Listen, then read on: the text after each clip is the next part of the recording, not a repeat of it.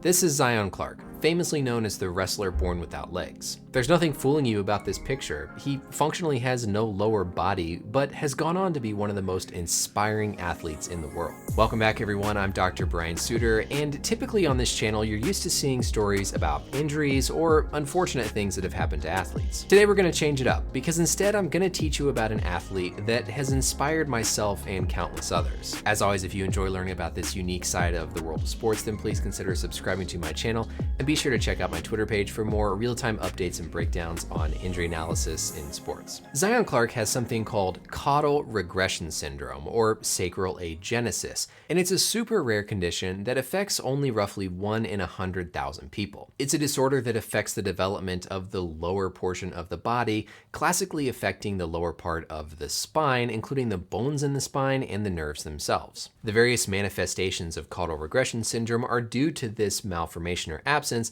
of this lower portion of the spine. In Zion's case, this resulted in almost complete absence of development of his lower body below his waist. Now, a key point here to focus on right away, because you might wonder how it's possible for somebody to just embryologically develop without legs entirely. And the label's a bit of a misnomer, because technically looking at some of these pictures, Zion does have legs. It's just they're so underdeveloped that functionally he might as well not have them. When we break down the meaning of this condition, caudal is the medical term that basically means tail or towards the tail region. So caudal implies it's the lower or bottom portion of a person's body. On the opposite side, cephalad means towards the head. So caudal regression syndrome is a syndrome or collection of abnormalities or problems within the body that's due to absence or abnormal development of the lower or caudal portion of the spinal column. Our entire spinal column can be divided into different regions. The top is the cervical spine, which has nerves exiting it that control particularly the movement of our arms. The thoracic spinal column has nerves that control our muscles to help with breathing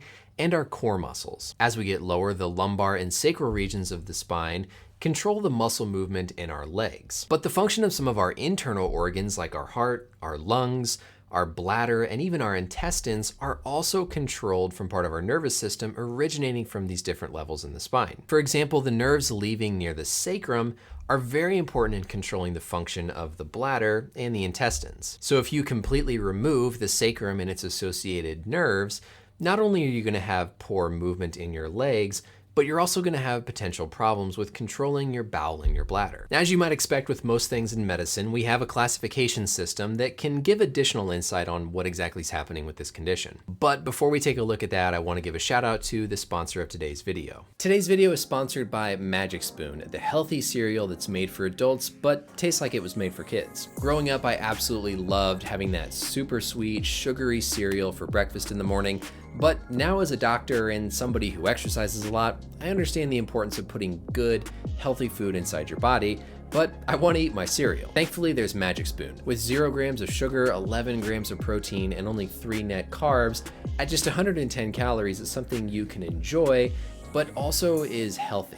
It comes in 4 flavors, including cocoa, fruity, frosted, and blueberry, and you can try them all in a variety pack today. It's keto-friendly, gluten-free, grain-free, soy-free, low-carb, and GMO-free. Use the link below to head over to magicspoon.com/BrianMD and pick up a variety pack and get free shipping on your order and their 100% happiness guarantee. That's right, if you don't like it, you can get your money back, no questions asked. So don't give up on your delicious cereal just because you're getting older.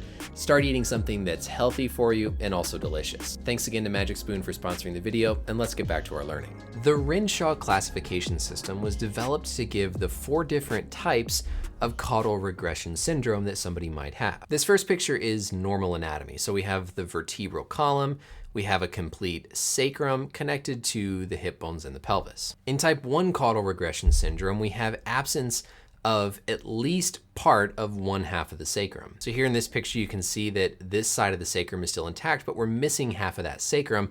And along with that can mean that you're missing some of the nerves on that half of the sacrum. In type 2, now you're missing even more of the sacrum, but typically you still have the first sacral level here that's attached and articulating with the bones of the hips. So this lower one right here is going to be your S1, which is the most common that we see in type 2. But again, now you've lost even more of the sacrum, and so you can have lost more of the associated nerve function. Now in type 3 here, we have complete loss of the sacral vertebrae and possible subsequent nerves, and sometimes even part of the lumbar vertebrae and nerves that are missing as well. And then moving on to type 4, you have complete loss of that sacrum still, with even more loss of those lumbar and sometimes even thoracic vertebrae that are now kind of fused essentially to the hip bones. So if you compare type 4 here back to our normal one, you can see how much absence there is of that lower portion of the spinal column, which is where we get that name caudal regression syndrome. The exact cause of caudal regression syndrome honestly isn't completely understood. It is thought though that somewhere around the first month of fetal development during pregnancy is when there's this abnormal development of this lower portion of the body that goes on to become this lower part of the spine. There is some association with gestational diabetes, meaning that if the mom has diabetes during pregnancy, there's a higher risk of this occurring. Zion was on the Ellen show a while back and even said that his mom was diabetic and also used some different substances during pregnancy.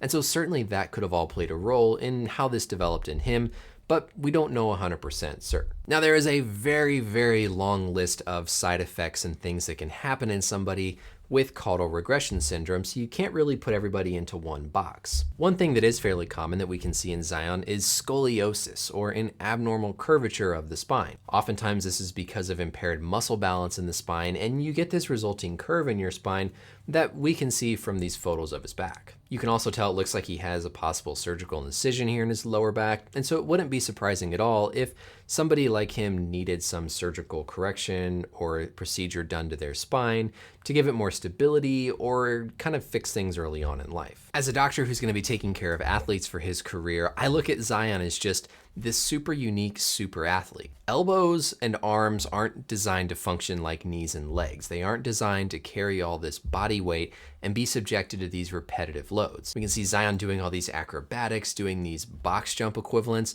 and while he certainly might be able to do it now while he's young, the body's not designed to do those things. He is in better shape because he's been able to exercise and build such good muscle that he can protect his joints better, but he also subjects his joints to a lot of load, and so he certainly is at risk for arthritis in his shoulders and his wrists and his elbows, things like rotator cuff tears in his shoulders from all the repetitive twisting and overuse. And so long term, this is just one of the things that people with this condition have to manage and have to think about. And as a doctor who's going to be taking care of athletes, makes me excited to maybe be able to help somebody like this someday.